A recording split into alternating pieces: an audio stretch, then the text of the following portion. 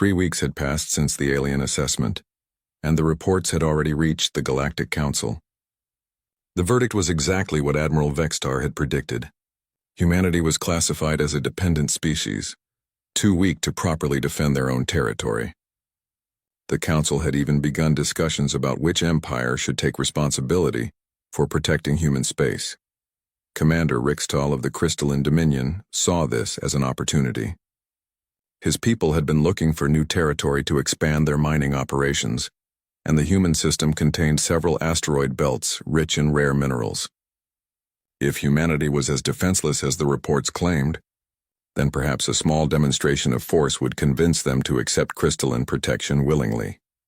The crystalline fleet moved back into the outer edges of the Sol system, this time with a different purpose. Rixtal had brought only 5 ships, but each one was a masterpiece of crystalline engineering. Their hulls were grown from living crystal that could repair itself and channel energy in ways that organic minds found difficult to understand. Begin weapons testing, Rixtal ordered his fleet. Target the asteroid mining stations. We need to show the humans what real firepower looks like. The first plasma blast lit up space like a small star. It struck an automated mining platform, turning the structure into glowing metal and rock.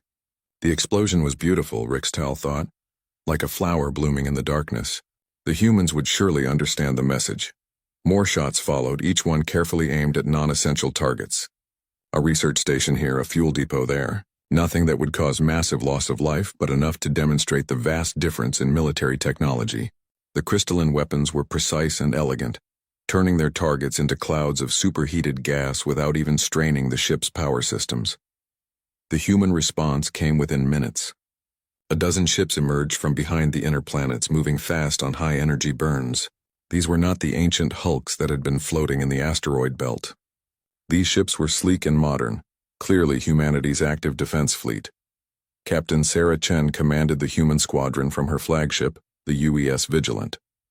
She was a career military officer, trained at Earth's best academies and experienced in dealing with alien contacts. But as she watched the crystalline ships destroy human installations, she felt a cold anger building in her chest. Open a channel to the crystalline commander, Chen ordered. Let's see what they think they're doing. Commander Rixtal's response came in the form of musical tones that carried an undertone of amusement. Captain Chen, I presume, we are conducting weapons tests in this system. Your government was notified through proper diplomatic channels.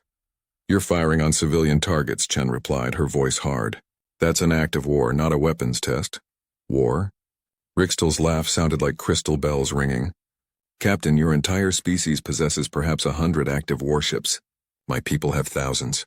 This is not war. This is education. Chen gritted her teeth. The alien was right about the numbers, and they both knew it.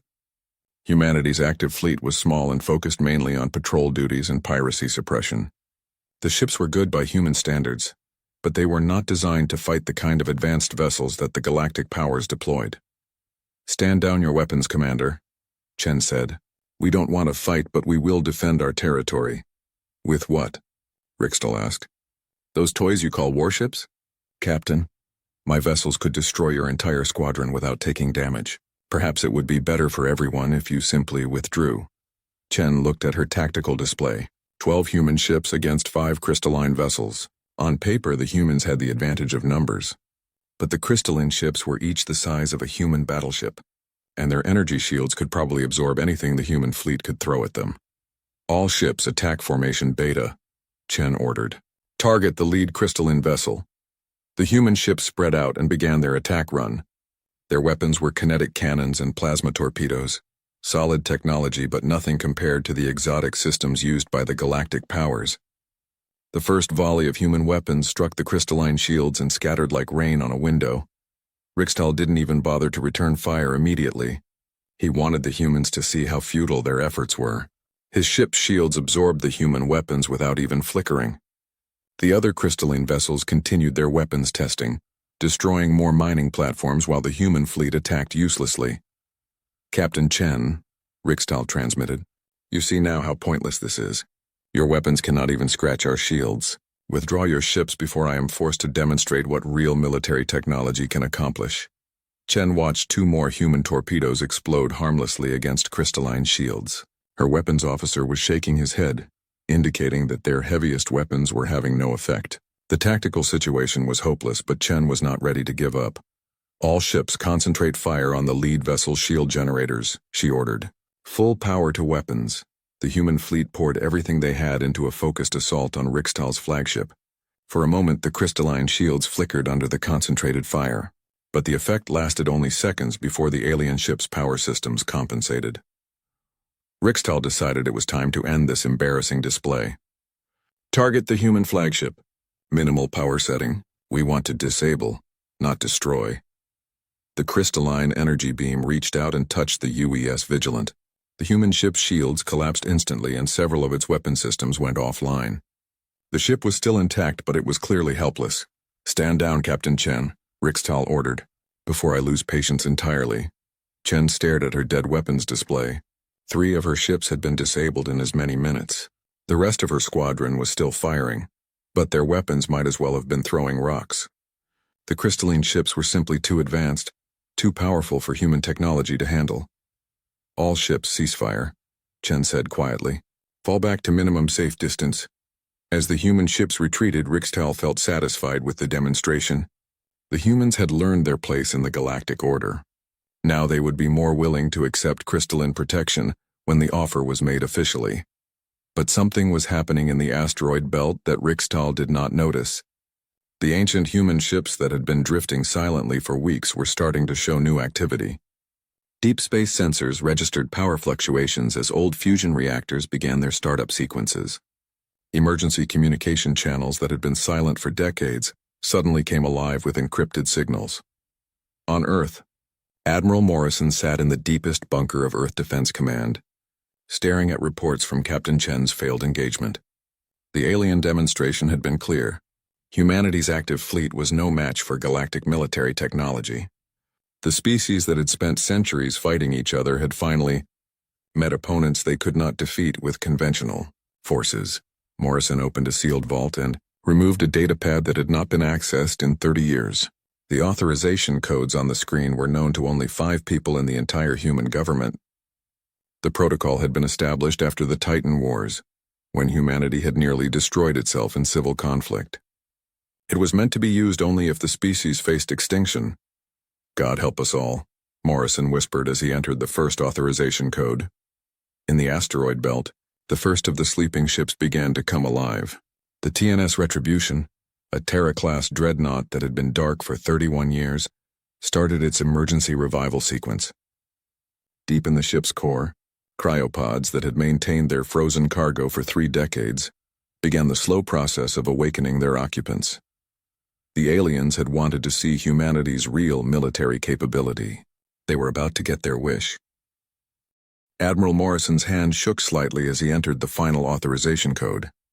Protocol 77 Alpha had been designed during humanity's darkest hour, when the species had nearly torn itself apart in the civil wars that followed the colonization of Mars and Titan. The protocol was meant to awaken humanity's most dangerous military assets. The ships and crews that had been put into deep storage after they had proven too effective, too brutal for peacetime use. The signal went out on quantum channels that had been silent for 3 decades. It reached the Ghost Fleet in seconds, penetrating the deepest parts of ships that most people believed were simply memorials to past conflicts. The message was simple, encoded in patterns that only the sleeping ship's computers would recognize. Condition 77 Alpha.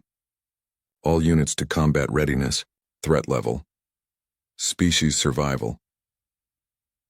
Captain Marcus Kane had been dreaming of Earth. Not the crowded, polluted Earth of his youth, but the Earth that existed in his memories before the wars began. Green fields and blue oceans, cities that sparkled in the sunlight instead of burning under orbital bombardment. He had been 35 when he went into cryo-sleep aboard the TNS Retribution. Now he was technically 66, though his body had aged only a few months during the long freeze. The revival process was never pleasant.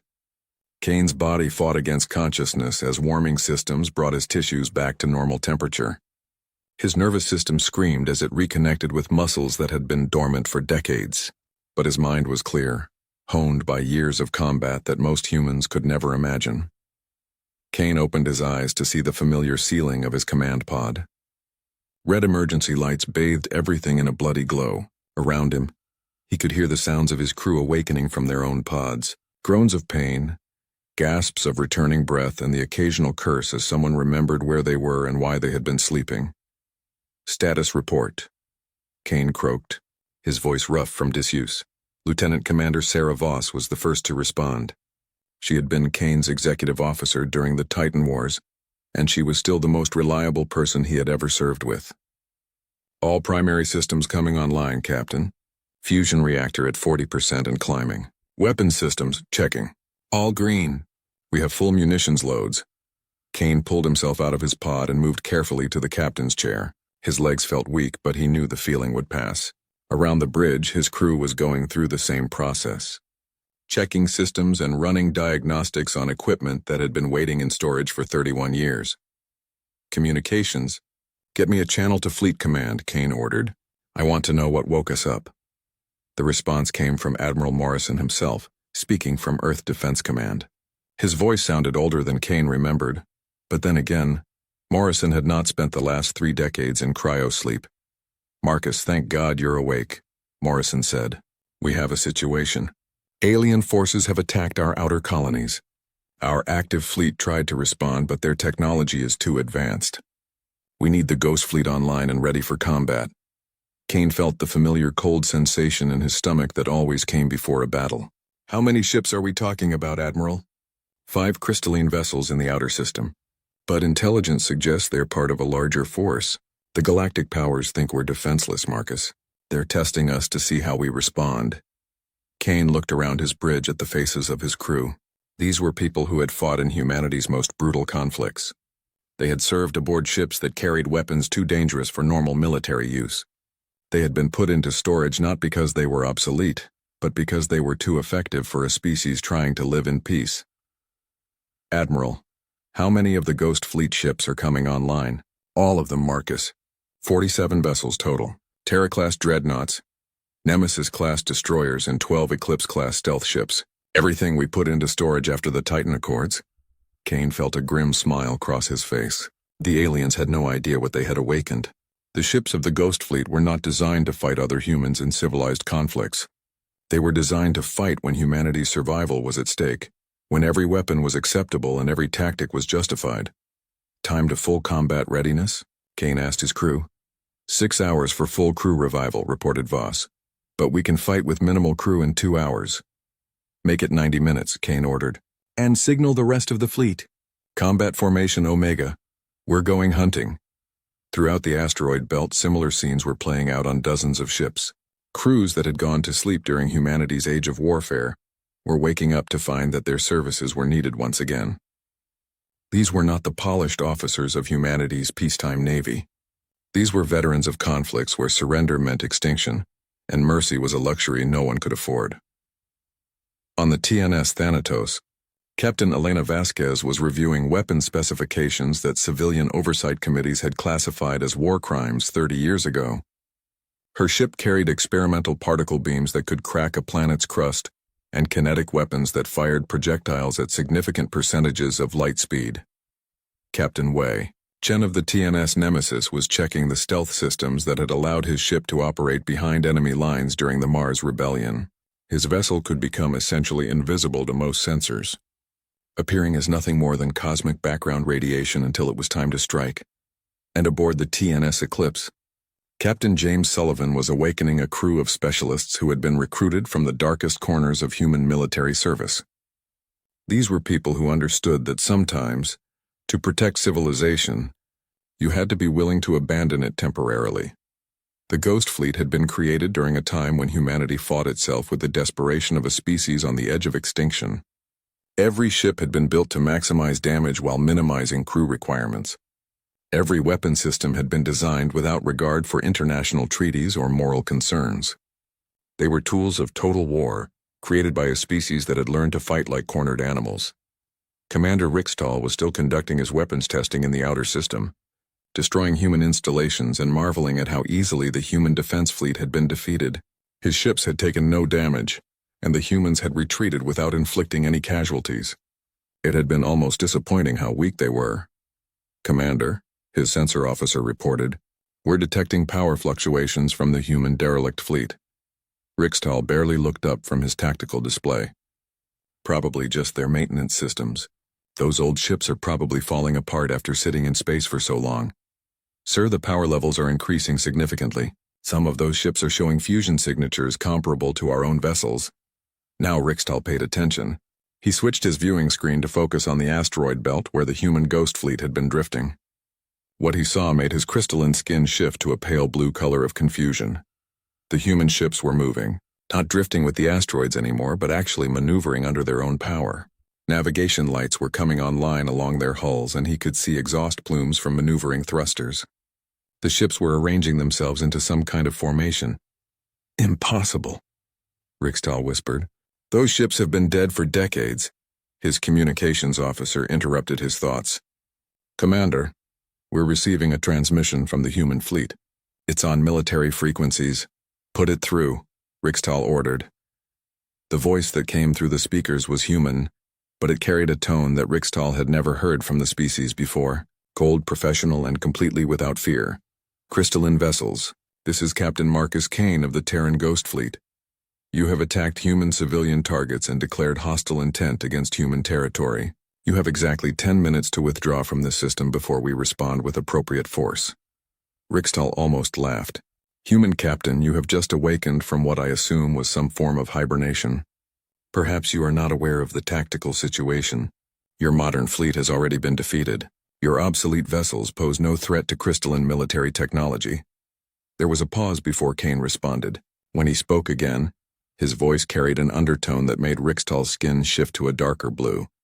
Commander, you've made one critical error in your assessment. We're not your modern fleet. We're the fleet that humanity built when we fought wars that made survival optional. Your 10 minutes just became 5. Commander Rixtal watched his chronometer count down the final seconds of the human ultimatum. He felt no concern about the threat from the ancient human vessels. His crystalline ships had just demonstrated their superiority over humanity's modern fleet. Whatever weapons these older ships carried would be even more primitive and ineffective. All ships maintain formation. Rixtal ordered his fleet. When the humans attack, disable them quickly, but do not destroy them. We want survivors to tell others what happens when inferior species challenge the crystalline dominion. The 5-minute deadline passed without any apparent change in the human formation. The ghost fleet had arranged itself into a loose sphere around the crystalline vessels, but they remained at what seemed like a respectful distance. Rixtal began to wonder if the humans were having second thoughts about their ultimatum. Then, space itself seemed to explode around his fleet. The first indication of attack was not the flash of energy weapons or the streak of missiles. It was the complete failure of his ship's long-range sensors. Every detection system simply went dead, as if something was jamming them across the entire electromagnetic spectrum. In the space of seconds, Rixtal's fleet went from having perfect situational awareness to being essentially blind. What happened to our sensors? Rixtal demanded. Unknown, Commander. His sensor officer replied, his musical voice tight with stress. All frequencies are being jammed simultaneously. The interference pattern is unlike anything in our databases. Before Rixtal could respond, his ship shuddered under impact. Something had struck his vessel's shields, but his defensive sensors showed no incoming projectiles. The hit had come from nowhere with no warning. Then the real attack began. The human ships moved like nothing Rixtal had ever seen before. Instead of the predictable formations used by civilized military forces, they attacked from multiple directions simultaneously, using the asteroids as cover and concealment. Their ships appeared and disappeared from sensor coverage like ghosts, striking and vanishing before the crystalline weapons could lock onto them. Captain Kane stood on the bridge of the TNS Retribution, watching his tactical display with the calm expression of a man who had fought this kind of battle many times before. The Ghost Fleet was performing exactly as it had been designed to do, fighting a technologically superior enemy using tactics that more civilized military forces would never consider. Target their sensor arrays first, Kane ordered. I want them blind before we show them what our main guns can do. The Eclipse-class stealth ships were the first to strike. Captain Sullivan's TNS Eclipse appeared less than 1,000 kilometers from a crystalline vessel, fired a spread of kinetic penetrators at the alien ship's sensor clusters, then vanished back into stealth mode before the enemy could return fire. The projectiles were simple chunks of dense metal, but they were traveling at nearly 10% of light speed. When they struck the crystalline hull, they released energy equivalent to small nuclear weapons. The crystalline ship's shields held, but several of its sensor arrays were destroyed. More importantly, the attack had come from a direction that should have been impossible. The human ship had somehow approached a point-blank range without being detected. How did they get so close? Rickstall shouted. Where did that ship come from? His tactical officer was frantically trying to re-establish sensor contact. Unknown, Commander. Our sensors show empty space in that direction. Either the ship is using some form of advanced stealth technology, or our detection systems are malfunctioning. The truth was that humanity's stealth technology was not more advanced than what the crystalline Dominion used. It was simply different. While the aliens had developed elegant systems that bent light and energy around their ships, humans had taken a more brutal approach. The Eclipse-class ships were coated with materials that absorbed sensor energy and converted it to heat, then radiated that heat in carefully controlled patterns that mimicked cosmic background radiation. The ships were not invisible, but they were invisible enough. The second wave of attacks came from the Terra-class dreadnoughts. These massive ships had moved into position, while the crystalline fleet was focused on the stealth attacks. Now they opened fire with their main weapons.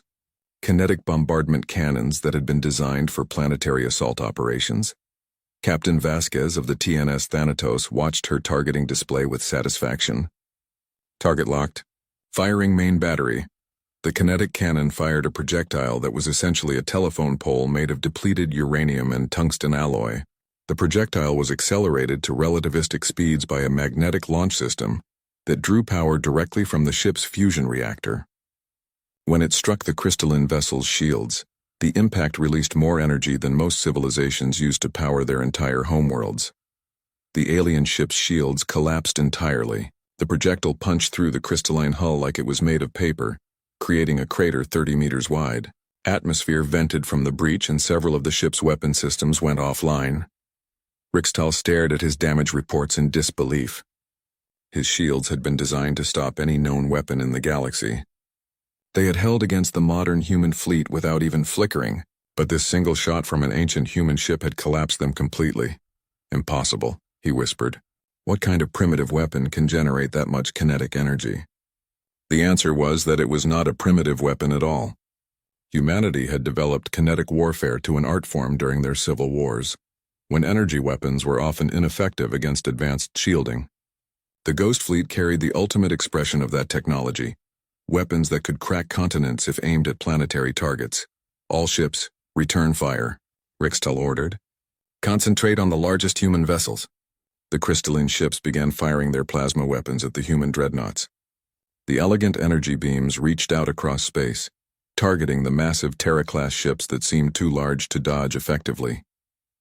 But when the alien weapons struck their targets, the results were not what Rickstall expected. The human ships had armor instead of energy shields, thick layers of composite materials and reactive armor plating that had been designed to withstand kinetic impacts and energy weapons alike. The crystalline plasma beams burned deep into the armor, but they did not penetrate to vital systems. The human ships absorbed the damage and kept fighting. More importantly, the human ships were not trying to avoid damage. They were using their armor to absorb enemy fire while they maneuvered for better firing positions. It was a tactic that no civilized military would consider, accepting damage in order to inflict greater damage on the enemy. Commander, his weapons officer reported, our plasma cannons are not penetrating their armor effectively. The human ships appear to be designed specifically to withstand energy weapons. Rickstall was beginning to understand that he had made a terrible mistake. The human ships were not primitive at all. They were simply designed for a different kind of warfare than anything the galactic powers had experienced. While alien military doctrine emphasized elegant solutions and minimal casualties, human military doctrine was based on overwhelming force and acceptable losses. The third wave of human attacks came from the Nemesis-class destroyers. These smaller ships moved with incredible speed, using high-energy burns that would have been impossible for ships carrying living crews. But the Ghost Fleet crews were not normal humans. They were veterans who had been modified with cybernetic implants and drug treatments that allowed them to survive acceleration forces that would kill ordinary people. Captain Chen's TNS, Nemesis accelerated at nearly 15 gravities, closing the distance to a crystalline ship in seconds. At point-blank range, Chen fired every weapon his ship carried into the alien vessel's damaged hull. Particle beams, kinetic penetrators, and experimental plasma weapons designed during humanity's darkest conflicts. The crystalline ship exploded in a flash of light that was visible from the inner planets. One down, Kane reported to his fleet. 4 targets remaining. Continue the attack. Rixtal watched one of his ships die and felt something he had never experienced before in combat. Fear. Not the healthy caution that every military officer learned to respect, but actual terror at facing an enemy that fought in ways he could not understand or predict. All ships, withdraw to minimum safe distance, he ordered. Signal the fleet reserves. We need reinforcements immediately. Commander, his communications officer reported, we cannot reach the fleet reserves. The humans are jamming all frequencies. We are completely cut off from outside support. Kane smiled grimly as he watched the crystalline ships try to retreat. The aliens were finally learning what humanity had discovered during their civil wars. When your enemy was willing to accept any level of casualties to achieve victory. When they used weapons and tactics that civilized military forces would never consider, the rules of engagement changed completely. Signal all ships, Kane ordered. Pursue and destroy. No alien vessel leaves this system alive. The pursuit lasted for 6 hours. Commander Rixtal's remaining 4 ships tried every evasion tactic known to crystalline military doctrine. But nothing worked against the human ghost fleet. The ancient ships moved with a coordination that seemed impossible, as if they shared a single mind. When one human vessel was damaged, others immediately moved to cover its position. When the aliens tried to concentrate fire on a single target, the human ships used the asteroids themselves as weapons, detonating mining charges to create debris fields that blocked enemy sensors. Rixtal watched his fleet die piece by piece. The humans did not fight like any civilized species he had ever encountered. They used tactics that were brutal, efficient, and completely without mercy. When a crystalline ship was disabled, the humans did not offer surrender terms. They simply destroyed it and moved on to the next target. Commander, his tactical officer reported, the harmony of light has lost main power. The humans are closing in for the kill. Rixtal watched on his screen as 3 human destroyers surrounded the disabled crystalline vessel. They fired simultaneously, their kinetic weapons punching through the crystalline hull from multiple directions. The ship exploded in a shower of crystal fragments and venting atmosphere. Signal the resonance of truth, Rixtal ordered. Tell them to break formation and run for the system edge. Maybe one of us can escape to warn the Dominion.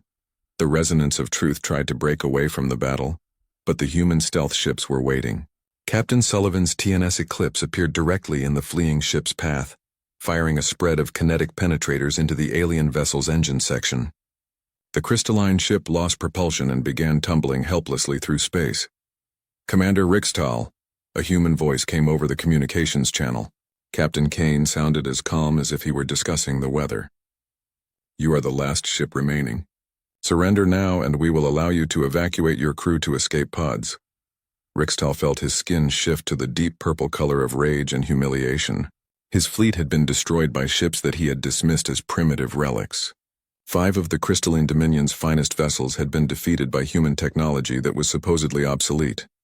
Human captain, Rixtal replied, you may have won this battle, but you have doomed your entire species. When the Dominion learns what has happened here, they will send a fleet that will turn your homeworld into glass. Kane's reply was immediate and carried an undertone that made Rixtal's skin shift to pale blue. Commander, your people seem to have a fundamental misunderstanding about humanity. You think this fleet represents our full military capability. You're wrong. What do you mean? Rixtal demanded. This is just our old equipment, Kane explained. The ships we put into storage after our civil wars ended. Our modern military is building new vessels right now, incorporating everything we learned from 30 years of fighting each other. The ships that defeated you today are museum pieces compared to what we're building for the next war. Rixtal felt something cold settle in his chest. If these ancient human ships could destroy a crystalline fleet, what could their modern military accomplish? You have 30 seconds to abandon ship, Kane continued. After that, we will open fire. Rixtal made the hardest decision of his military career. All hands abandon ship. Evacuate to escape pods immediately. The escape pods launched just as the human ships opened fire. Rixtel watched from his pod as his flagship, the Crystal Song, was torn apart by kinetic weapons that turned the beautiful crystalline hull into clouds of glittering fragments. In less than a minute, nothing remained of his fleet except debris and the small escape pods drifting through space. Captain Kane opened a channel to the escape pods. "Commander Rixtel, you and your crews will be escorted to the edge of the system and released. You will carry a message back to your government and to the Galactic Council." "What message?" Rixtel asked quietly. "Tell them that humanity is not as defenseless as they believed. Tell them that we have been preparing for this day since we first learned that we were not alone in the galaxy. And tell them that if they want to test our defenses again, they should bring more ships."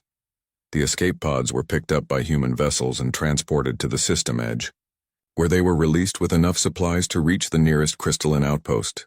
As Rixtel's pod drifted away from the Sol system, he composed his report to the Crystalline High Command. It was not a report he wanted to write. The human fleet had not just defeated them.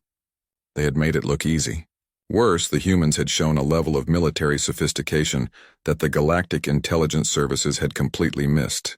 The ships they called obsolete were more advanced than anything in the crystalline military. Back in the asteroid belt, the Ghost Fleet was already returning to its dormant positions. The crews had completed their mission and were preparing to return to cryosleep. But there was a difference now. The ship's computer systems remained active, monitoring deep space sensors and maintaining communication links with Earth Defense Command. Captain Kane stood on his bridge one last time before returning to his cryopod. The battle had lasted less than a day, but it had changed everything. Humanity was no longer an unknown factor in galactic politics. They had announced their presence in a way that no one could ignore. "Captain," Lieutenant Commander Voss reported, "we're receiving a transmission from Admiral Morrison. Earth Defense Command wants to know if we should remain active." Kane considered the question. The Ghost Fleet had been designed for humanity's darkest hour, when the species faced extinction. That hour had passed, but Kane suspected it would come again.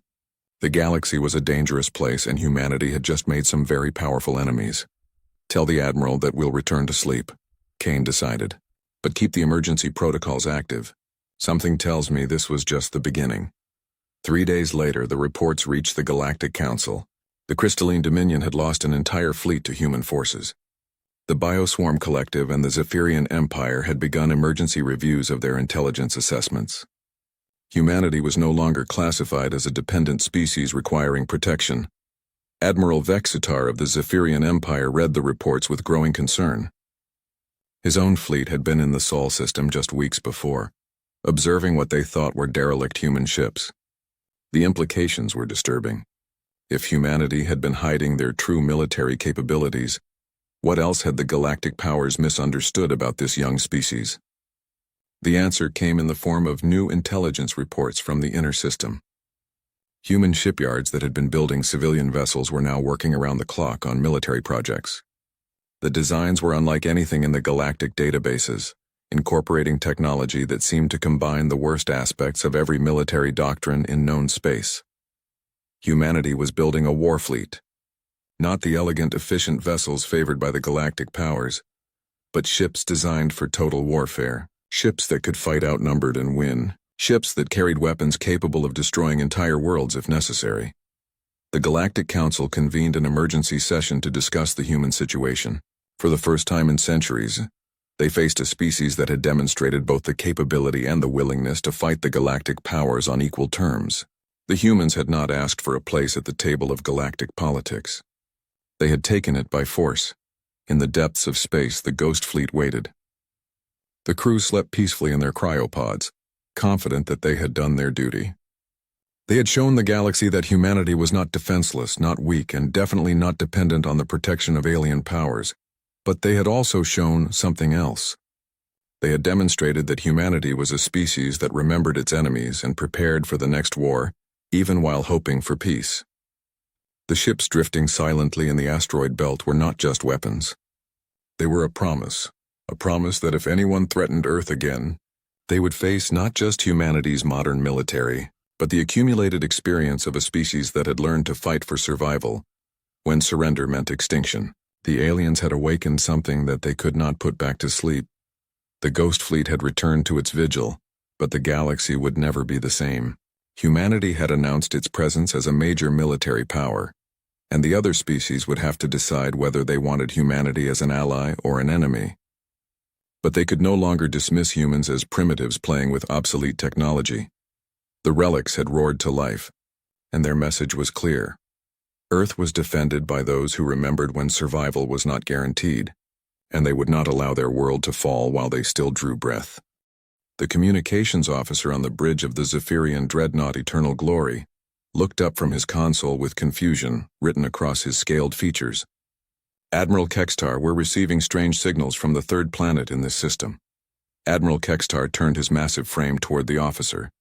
His 6 eyes blinked in sequence as he processed the information. Strange how? The transmissions are primitive, sir. Radio waves, electromagnetic pulses, even something called internet traffic. But there's so much of it. The entire planet seems to be chattering constantly. Kextar moved to the view screen where the blue and green world hung like a jewel against the black of space. His tactical display showed a standard analysis. 1 inhabited world, primitive technology level, no apparent spacefaring capability beyond crude orbital platforms. The computer had already assigned it a designation, Terra 3. How many inhabitants? Kextar asked. Computer estimates 8 billion, sir. All concentrated on the surface and in low orbit. Kextar's mandibles clicked in amusement. 8 billion primitives crammed onto a single world. It would be like shooting fish in a barrel, as the humans themselves might say, though he didn't know that expression yet. Send the standard Imperial greeting, he ordered. Demand immediate surrender and submission to the Galactic Empire. Give them 1 solar rotation to comply. The message went out across all human frequencies, translated into their major languages by the Empire's sophisticated computers. It was the same message that had been sent to thousands of worlds over 3 millennia. Submit or be destroyed. Kneel before the might of the Zephyrian Empire. The response came back within hours, much faster than expected. The communications officer looked puzzled as he read the translation. Sir, they sent back what appears to be diplomatic messages, multiple ones from different groups on the planet. They're asking for peaceful negotiations and cultural exchange. Cultural exchange? Kextar's laugh was a harsh sound that echoed through the bridge. They want to negotiate? Do they not understand what we just told them? There's more, sir. After the diplomatic messages, we received another transmission.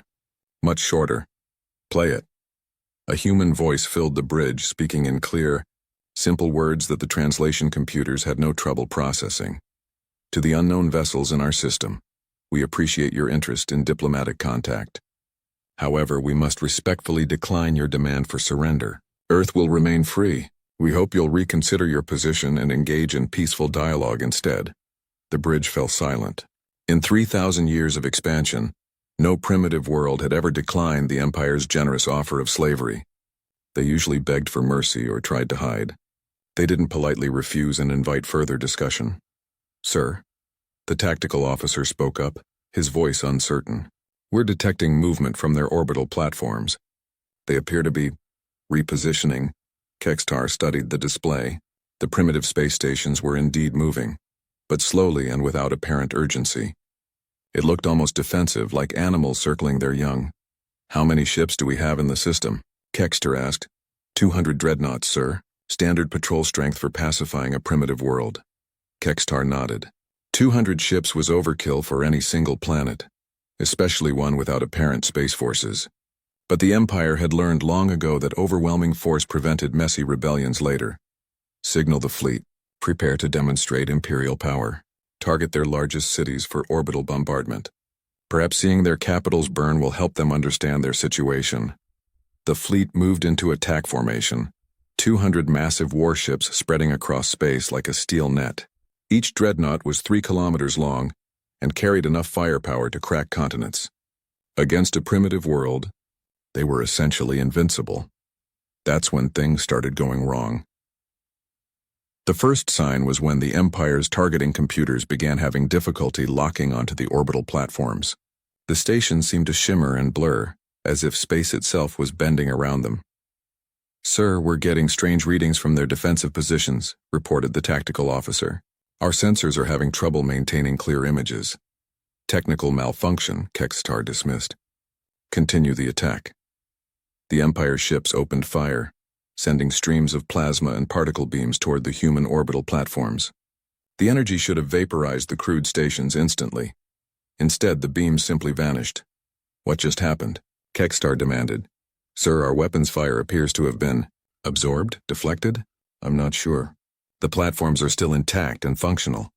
Before Kekstar could respond, new contacts appeared on the tactical display. Ships were emerging from behind the planet's moon, sleek vessels barely a tenth the size of Imperial dreadnoughts. How many? Kekstar asked, though he wasn't particularly worried. Small ships were no threat to Imperial armor. 50. No, wait, 100. Sir? More are appearing from the asteroid belt, and from behind the gas giant. Sir, how many ships do these primitives have? The answer came in the form of weapons fire.